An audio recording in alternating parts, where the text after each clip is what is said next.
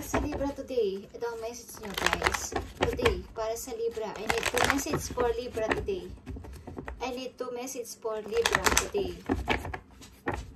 Guys. I need message for Libra today. I need message. I need message. Okay, maaaring kayo ay lilipat ng bagong work guys. Okay, sa mga Libra, may makikilalang ibang mga tao, makikipag-collab kayo sa mga ibang tao guys, sa ilang Libra. Okay, I need message for Libra today. I need message. Thank you.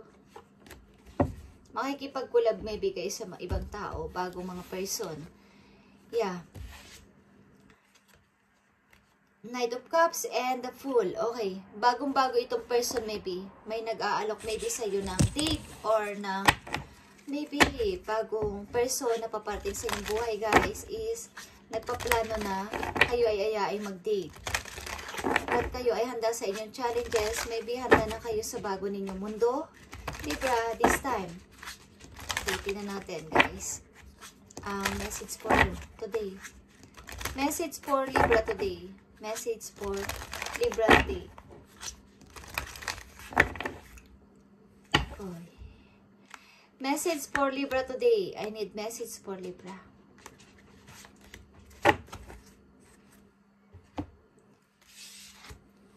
You have matured man, Libra, and imprisonment. Okay. Merong nai-involve sa inyo maybe matured man. Guys, sa mga Libra, may matured man na nai-involve sa inyo. And merong ditong stuck na person sa inyo. Literal na mayroong maybe nakulong na person sa inyong buhay or merong nakakulong sa inyong isang matured man. Okay, merong naka-stuck na isang medyo matanda sa inyo na tao. Okay, sa inyong buhay. Naka-stuck, hindi makaalis. May mga unexpected income kayo mangyayari, Libra, this time. Okay, tingnan natin, Libra. Message for Libra today.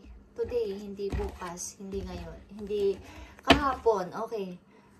Okay guys. Ten of Pentacles, nagkalat ang opportunity sa inyong paligid guys. Maaring may matured man na nag-aalok sa inyo ng offer guys. Okay, may matanda kaysa sa inyo, Libra. Okay, the wheel of fortune is here, Libra. Ito ay isang opportunity, but kayo ay natiling broke sa isang situation. Hindi ko alam kung anong pinag-broke ng inyong puso, but kayo ay may nakatakdang opportunity diyan sa inyong paligid. Okay, isang medyo matanda sa inyo ang nag-aalok ng offer sa inyo guys. Tingnan natin, Libra. Ano ang feeling mo dito sa person na to na medyo matanda sa iyo? Ano ang feelings mo sa person na to na medyo matanda sa iyo? Knight of Cups. Ten of Cups. Okay. Gusto mo to maybe maging family o gusto mong makasama ang person na to kahit mas matanda sa'yo. Okay, Libra? Gusto mo tong makasama. Okay. Tingnan natin, bakit kayo malungkot, guys? Bakit kayo malungkot? Uy.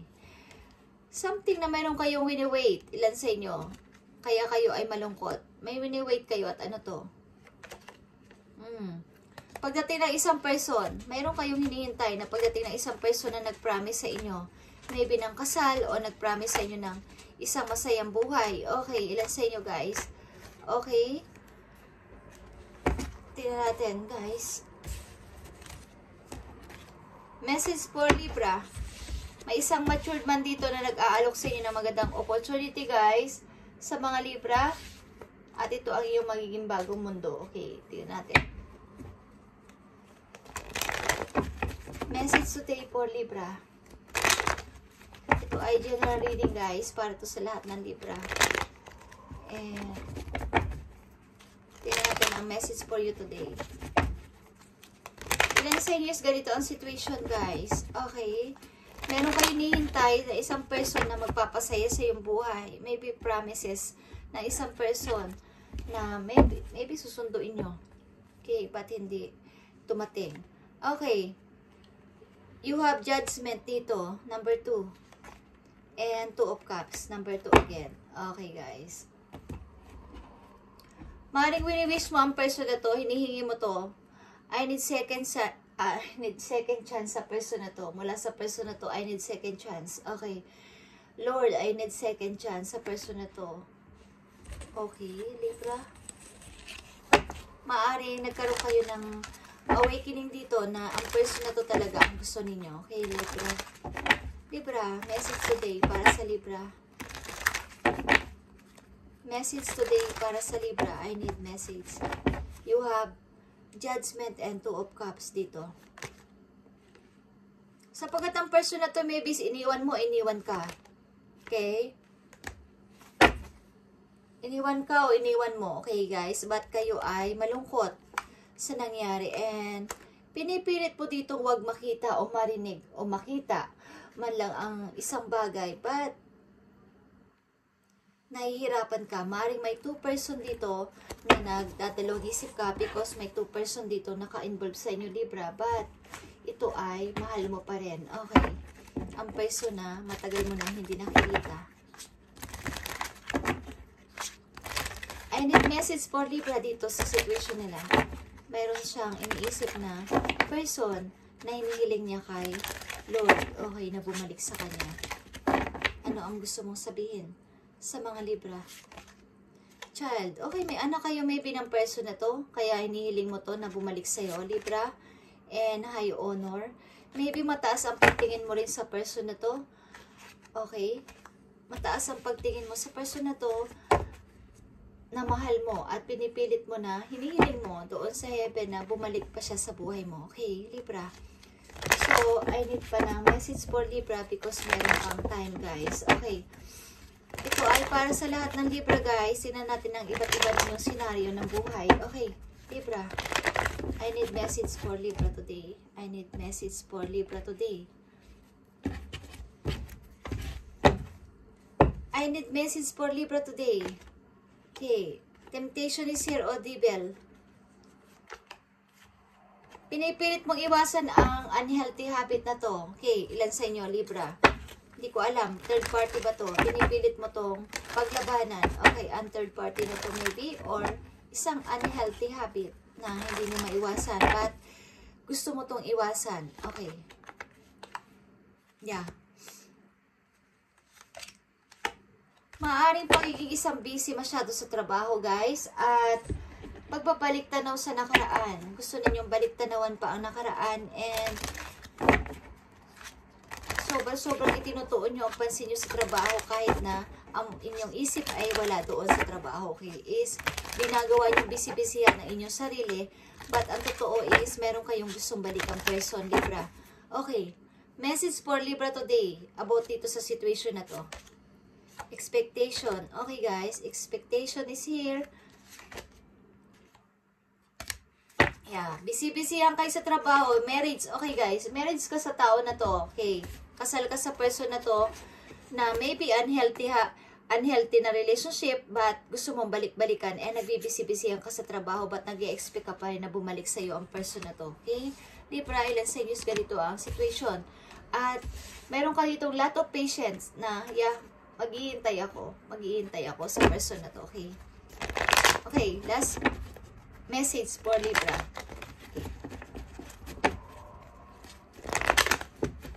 Random message to, guys, para sa Libra, okay? Sa iba't iba ninyong senaryo, okay? Message for Libra today. Ano ang inyong situation, guys? Tanong natin sa inyong guidance. Libra, you have Hangman, okay? Stuck ka sa isang situation na akala mo is, yeah, ito na ako. Okay, masaya na ako dito. Stuck ako dito. Hindi ako makagalaw. Sapagkat, yeah, iniingatan ko to and pinoproteksyonan ko to. And minamanifest ko to. Okay? Minamanifest ko tong relation na to o situation na to. Hindi ako aalis dito. Ipaglalaban ko to. Okay? Ipaglalaban ko to. Bagamat may alam ako ng kung ano mang katotohanan o ano man. Kung may nagagalit man sa akin na may mga tao nagpupukol sa akin ng mga salita is dito ako mag-i-stay. Bakit mo ginagawa yan, Libra? Yeah. Pinaglalaban mo ang person na to. Maybe pinaglalaban mo ang situation na to sapagkat ito ay yung lovers o mahal mo. Okay? Pinaglalaban mo ang person to sapagkat ito ay mahal mo. Bagamat kayo ay magkalayo maybe o hindi kayo nakikita or sapagkat ito ay nihiling mo doon sa taas na maging kayo at magkasama sa buhay. Okay.